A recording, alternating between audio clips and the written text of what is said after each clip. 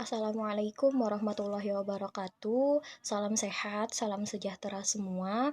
Kami dari kelompok 10 yang terdiri dari Intan Rismayanti Tri dengan NPM 2019 41500 197. Kemudian ada Hairil Fahmi dengan NPM 2019 41500 178. Kemudian ada saya sendiri, Syafa Firdausa Fikri Anissa dengan NPM 2019 41500 201. Pada kesempatan kali ini, kami akan menyampaikan sebuah materi dari mata kuliah analisis dampak lingkungan dengan judul Pembuangan Limbah. Baik, kita akan masuk ke dalam pengertian dari si limbahnya itu sendiri. Jadi limbah atau sampah adalah bahan buangan yang dihasilkan dari sebuah proses produksi, apapun bentuk produksinya. Kemudian sampah atau limbah ini juga merupakan buangan yang dihasilkan dari suatu proses produksi, baik ini domestik atau rumah tangga maupun industri. Oke, selanjutnya kita masuk ke dalam jenis-jenis limbah. Jadi, jenis-jenis limbah ini dibagi menjadi 4 ya, teman-teman. Yang pertama itu ada limbah padat, kemudian yang kedua ada limbah cair, kemudian yang ketiga itu ada limbah gas, kemudian yang terakhir ada limbah suara. Kita masuk kepada limbah yang pertama, yaitu limbah padat. Jadi, limbah padat ini disebut juga dengan istilah sampah. Jadi, limbah padat dapat berupa sampah organik ataupun anorganik. Kemudian limbah yang kedua adalah limbah cair. Jadi limbah cair ini umumnya telah bercampur dengan bahan buangan lainnya yang larut dengan air. Contohnya kayak air bekas mandi atau air bekas cucian baju atau piring. Kemudian yang selanjutnya ada limbah gas. Jadi limbah gas ini adalah limbah yang terdiri dari berbagai macam senyawa kimia yang menguap di udara dari proses pembakaran atau pembusukan. Contohnya sulfur oksidasi dan juga freon. Kemudian di yang jenis limbah yang terakhir itu ada limbah suara. Jadi limbah suara ini adalah pencemaran berbentuk gelombang suara. Nah, contohnya adalah kendaraan bermotor yang bising, kemudian juga suara-suara dari mesin produksi. Baik, selanjutnya saya Intan Rismayanti Tri akan memaparkan tentang pengolahan limbah atau sampah. Pengolahan sampah adalah pengumpulan, pengangkutan, pengolahan, mendaur ulang dari material sampah.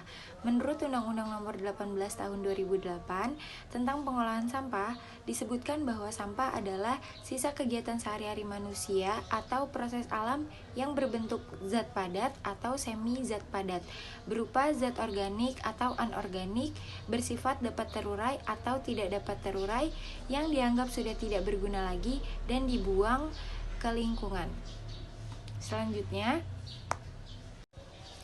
Untuk selanjutnya yaitu tentang teknis pengolahan limbah.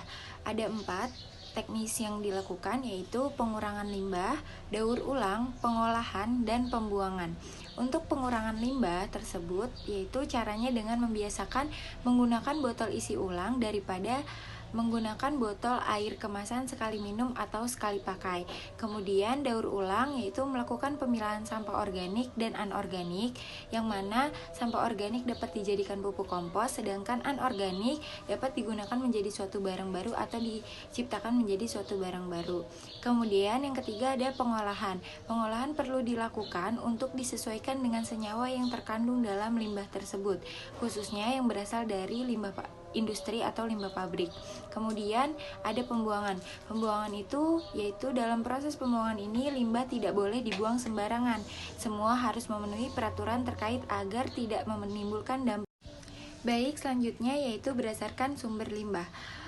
Dari kelompok kami menyimpulkan ada 6 sumber limbah. Yang pertama ada limbah domestik, yang dimana dihasilkan dari limbah rumah tangga, yang dibagi menjadi 2, ada organik dan anorganik. Untuk organik itu sendiri dihasilkan dari sisa makanan atau sayuran yang tidak dipakai. Kalau anorganik berasal dari sampah yang tidak bisa terurai atau seperti plastik dan lain sebagainya. Kedua, ada limbah medis yang berasal dari rumah sakit. Yang ketiga, ada limbah industri yang berasal dari pabrik. Kemudian yang keempat, ada limbah pertanian yang berasal dari hasil panen padi ataupun jagung. Yang kelima yaitu limbah tambang atau limbah pertambangan. Yang keenam, yang terakhir yaitu limbah pariwisata, yang dimana limbah pariwisata ini dihasilkan oleh pengunjung wisatawan yang datang ke tempat wisata. Sekian.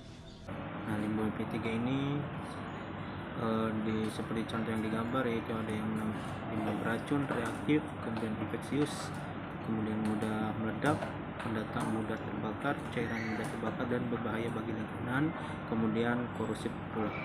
Kemudian selanjutnya, apakah akibat dari kurangnya perhatian terhadap pengolahan limbah atau sampah? Ya, akibatnya itu bisa menyebabkan lingkungan yang kotor dan bau.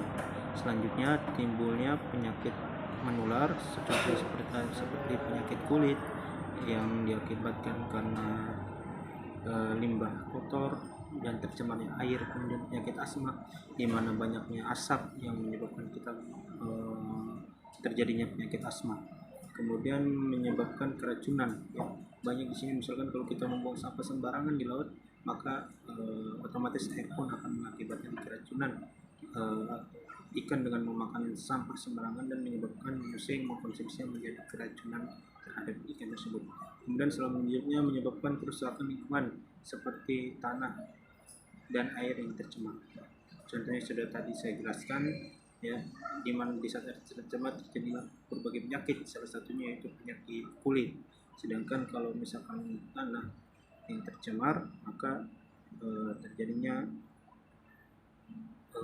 banyaknya pohon yang mati yang menyebabkan oksigen yang tercemar. Begitu. Mungkin itu saja penjelasan dari saya. Saya serahkan lagi kepada saudari Syafaq atas waktunya. Terima kasih. Baik, sekian yang bisa kami sampaikan. Kurang lebihnya mohon maaf. Jika ada pertanyaan, silakan bisa ditanyakan ya teman-teman. Wabillahi taufiq wal hidayah. Wassalamualaikum warahmatullahi wabarakatuh.